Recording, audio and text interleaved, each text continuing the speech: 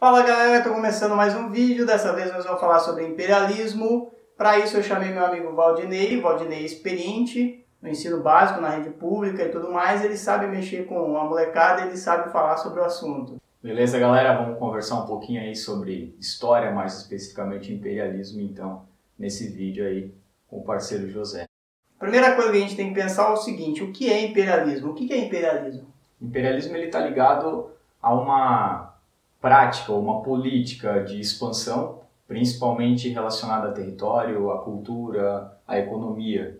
Esse domínio ligado a uma nação sobre uma outra nação ou outro povo, algo relacionado a isso. E aí, no caso, as grandes potências europeias do século XIX, especialmente, né, que envolve o século XVIII, mas principalmente o século XIX, e que tem que ser diferenciada do colonialismo das expansões marítimas do século XV e XVI, que são dos europeus também, mas uma situação um pouco diferente. É uma configuração diferente, né? Tem uma configuração mais voltada para uma expansão territorial, busca de mais povos ou mais fiéis, por exemplo, com relação à reforma. Em relação à religião, né? A conversão dos indígenas, por exemplo, a preocupação no período colonial. No caso do Brasil, tomando o Brasil, por exemplo, o caso dos indígenas, a gente também tem o caso da extração de produtos da terra, os produtos tropicais, que é o caso do pau-brasil, depois a cana-de-açúcar. Depois tem a mineração, né? Mineração. Dos minérios. A diferença também é que o novo colonialismo, o neocolonialismo, ou o que a gente vai chamar aqui de imperialismo,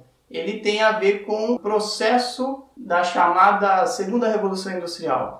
Com o aumento de produção, né? Então tem toda uma relação.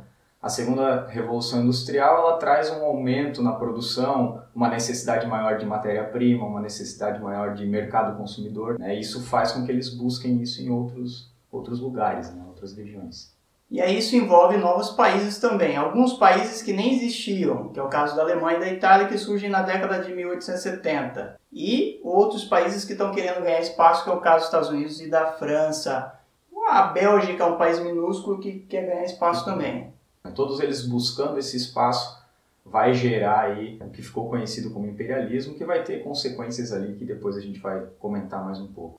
E aí, como a gente falou, é o seguinte, o imperialismo ele tem uma característica de buscar matéria-prima, expandir mercado para vender os seus produtos, os produtos industrializados, e também para conseguir alimento. Por quê? Porque os países europeus eles deixam de produzir alimento para produzir produtos manufaturados, industriais e assim por diante. E com isso eles precisam de matéria-prima e ao mesmo tempo precisam de alimento. Justamente. E essa expansão que existe na Europa, ela está ligada a esse industrialismo, né? Essa industrialização que aconteceu. Então, o espaço também e toda a extração que aconteceu até então foi para essa indústria. Então, eles já estão um pouco esgotados disso também. Eles têm que buscar em outras regiões, em outros lugares, assim, essa matéria-prima. E é um processo que ocorre pela força. Pela força. A gente tem o caso da ocupação ao longo do século XIX da Índia, a gente tem o caso da ocupação da China e a gente tem o caso da ocupação da África também. O continente africano como um todo vai sofrer essa ação dos europeus, né?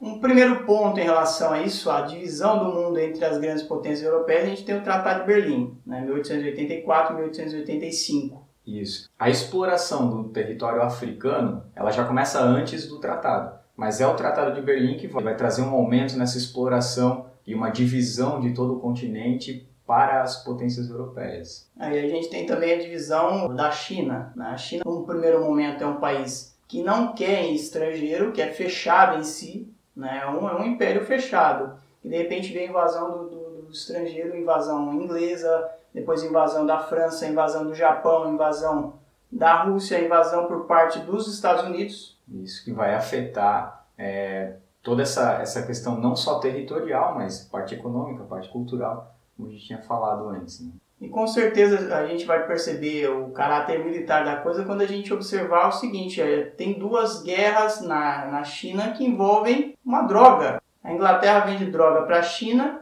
uma droga que é produzida, aliás, na Índia. Na Índia, justamente, que é o ópio. A gente tem a primeira guerra do ópio que a China perde. depois da Segunda Guerra do Ópio, que a China perde de novo, né? E aí cada vez mais ela tem que se abrir para o exterior. E com isso há uma transformação pesada no próprio sistema imperial chinês, que vai dar lugar, por exemplo, à dinastia Meiji.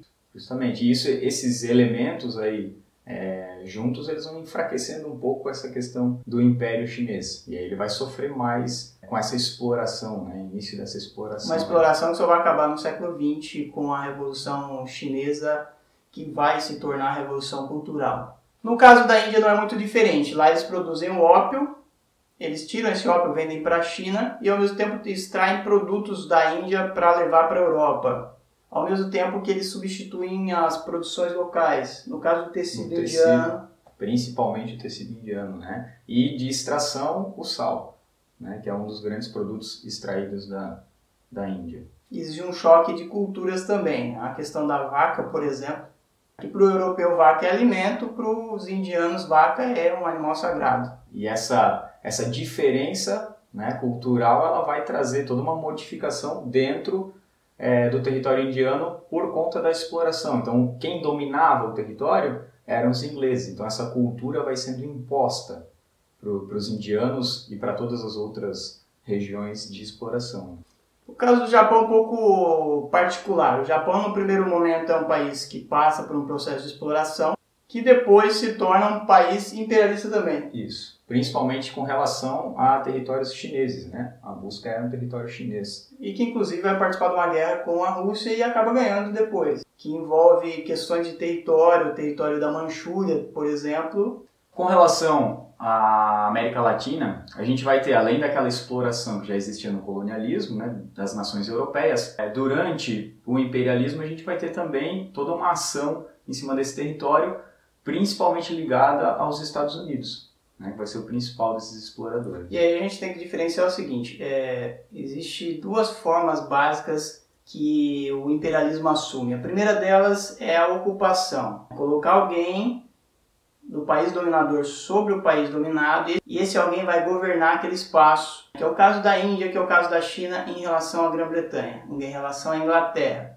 No caso da América Latina aconteceu uma outra coisa, aconteceu o seguinte, os Estados Unidos não ocupou, mas ele criou áreas de influência. Aquela ideia, né, da América para os americanos. Claro que a América para os americanos, nesse caso, é a América para os americanos do Norte. Do Norte. Especificamente os Estados Unidos, né? Mas tá ligado àquilo que a gente tinha comentado no início do vídeo com relação a um domínio econômico, a um domínio cultural, até um domínio principalmente político, né? Que vai trazer essa relação aí de explorador ou de dominador e dominado. E aí os Estados Unidos querem evitar a interferência da Europa e ao mesmo tempo aumentar a sua área de influência. Quando essa área de influência não funciona por bem, é lógico que ocorre uma série de sanções em relação a produtos que vão da América Latina para os Estados Unidos, ou caso de algum interesse norte-americano do Panamá, por exemplo, que ocorre aquele chamado Big Stick, né, o grande porrete. Isso. Ou seja, o Panamá não aceitou a proposta dos Estados Unidos de abrir espaço para cruzar o estreito e passar para o Pacífico. Daí os Estados Unidos arrumou um jeito de criar um conflito interno e ao mesmo tempo se aproveitou da situação para agir, inclusive militarmente, apoiando os movimentos internos. Com isso, os Estados Unidos conseguiu o que queria, criou o chamado Canal do Panamá e até hoje está ganhando muito dinheiro com isso. Isso. E o reflexo, né, desse Big Stick ele vai se estender para toda a América Latina. Então a gente vai ter um pouco mais para frente, né, o envolvimento dos Estados Unidos com as intervenções que aconteceram nos países, principalmente da América do Sul, né, as intervenções militares, por exemplo. As ditaduras, né? Isso, que também envolve essa questão, essa ideia, né, da política, do domínio político e tudo mais com os Estados Unidos. Bom, as grandes potências elas estão concorrendo, elas estão correndo atrás para ganhar tempo e diminuir o prejuízo em relação à Inglaterra na corrida industrial. Principalmente a Alemanha, né? Talvez a Alemanha é uma das principais concorrentes, digamos assim, da Inglaterra nesse processo. Chega no final do século XIX e a gente tem a Inglaterra perdendo essa corrida. Passa à frente a Alemanha, passa à frente os Estados Unidos. Os Estados Unidos já entra como uma grande potência. A França, apesar de ser uma grande potência, não chega, ela fica em quinto Ela fica atrás, inclusive, da Bélgica, que é um país minúsculo que domina um território que é o Congo belga. E aí a gente vê o seguinte, as tensões elas já aconteciam antes do imperialismo. Elas aumentam no processo de corrida industrial e com o imperialismo isso fica cada vez pior, o que leva à Primeira Guerra Mundial. A gente tem, nesse processo de corrida armamentista, a gente tem todo mundo pensando na possibilidade de uma guerra. A criação das alianças, inclusive, né? Essa criação das alianças que aconteceram, essa relação dos países do eixo com a Entente, por exemplo, essas duas alianças que são criadas, elas são reflexos dessas rivalidades que surgem a partir desse imperialismo, a partir dessa corrida, essa disputa entre esses países europeus. Que é para se defender, na verdade, né? Porque alguns países eles não se bicam, né? Na expressão popular eles não se batem, mas ao mesmo tempo eles precisam se defender. É o caso da Inglaterra com a França. A Inglaterra e a França sempre foram inimigas mortais e de repente se tornam aliadas. E a Alemanha com a França também, né? A Guerra Franco-Prussiana, que é o que dá origem à Alemanha. Que não existia até 1871. Justamente, também vai ter uma influência muito forte nessas disputas, né? Porque ela acabou retirando o território da França. O território de Alsácia-Lorena, que era rico em minérios, que era uma das fontes para a industrialização da França.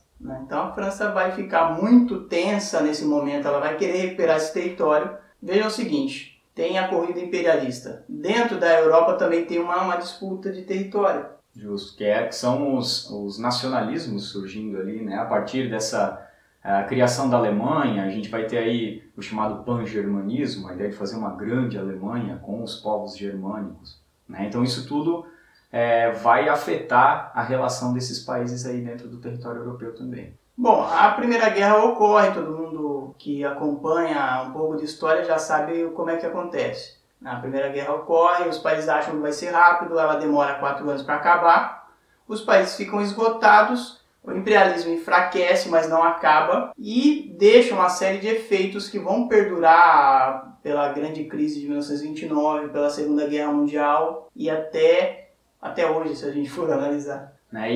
E não é só essa consequência, essa talvez é a mais percebida, a principal consequência do imperialismo que aconteceu. Então a Primeira Guerra, e aí, né, a crise, a Segunda Guerra e tudo mais, mas tem também os efeitos dentro dos territórios explorados. A gente tem, por exemplo, ainda hoje uma África que sofre com essa exploração. Porque essa exploração modificou questões territoriais, modificou questões étnicas dentro do território africano, né? E essas consequências elas se arrastam até a atualidade.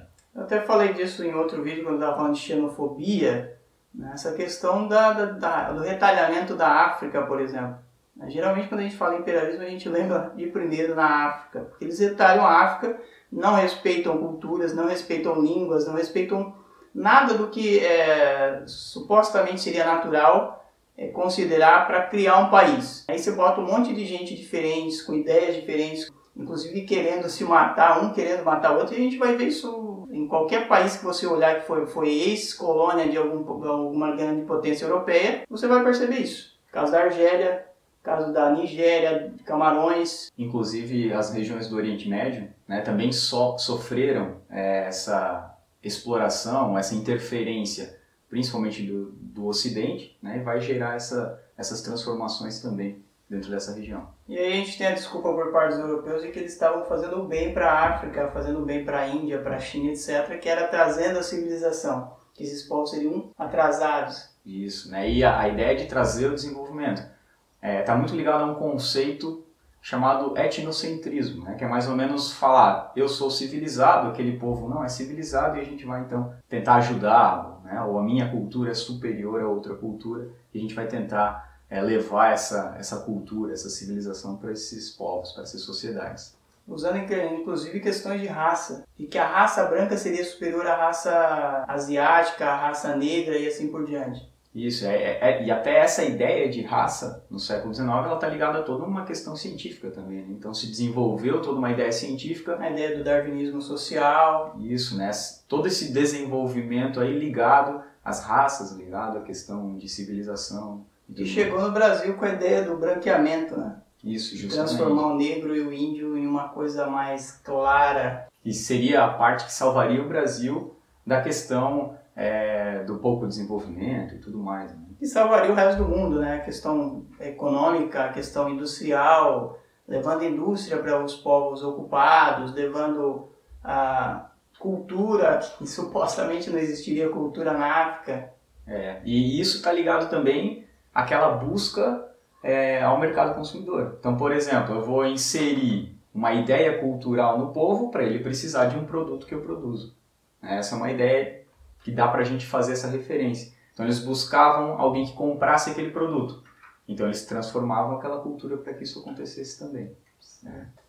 Bom, para terminar o vídeo, então, ficaria a pergunta que a gente poderia fazer para qualquer um que se interesse pelo assunto. Ainda existe imperialismo hoje? É uma questão bastante discutível, podemos colocar assim, né? Porque a gente percebe muitos elementos culturais, talvez principalmente, mas também elementos políticos e econômicos ligados a um domínio de uma região ou outra. Né? De novo, citando, por exemplo, o Oriente Médio, que é uma discussão bem abrangente, é a ação dos países ocidentais sobre aquela região, que acaba afetando completamente toda uma sociedade, né? Toda uma parte aí do continente. E a gente poderia citar o caso de Israel, por exemplo. Um caso mal resolvido até hoje. Envolve palestinos que são expulsos e, ao mesmo tempo, Israel, que é criado num território que já tinha gente morando. Que é um conflito que já existia, mas que ficou ainda mais intenso com a criação de Israel, né? Com a ajuda dos países ocidentais, inclusive. E alguns autores vão dizer que imperialismo existiu também na América Latina até os tempos mais recentes, que você já citou, a questão das ditaduras, a questão da exploração de produtos da Amazônia, por exemplo, a questão de produtos como petróleo ao redor do mundo, e aí volta também para o Oriente Médio de novo, e envolve ideologias bem distintas, inclusive, né? Algumas pessoas vão dizer, mas isso é natural, é coisa do capitalismo, só aceita se quiser, né? O país não é obrigado a aceitar esse tipo de coisa, então não é dominação. Que entra na questão, se a gente for tentar trazer aí uma desculpa para isso, como tinha antes, é a globalização. Né? Então, os países dependem entre si, e essa globalização acaba gerando uma máscara, digamos assim, talvez, né, para esse imperialismo. É isso aí, pessoal. A gente termina por aqui. Esperamos que vocês gostem, que sirva, que seja útil para vocês nas aulas e que vocês comentem, compartilhem, façam uma curtida, por favor, e se inscrevam no canal também. O Valdinei volta em outros vídeos e a gente fala mais sobre outros assuntos que interessam para todo mundo. É isso aí. Um abraço, tchau. Valeu.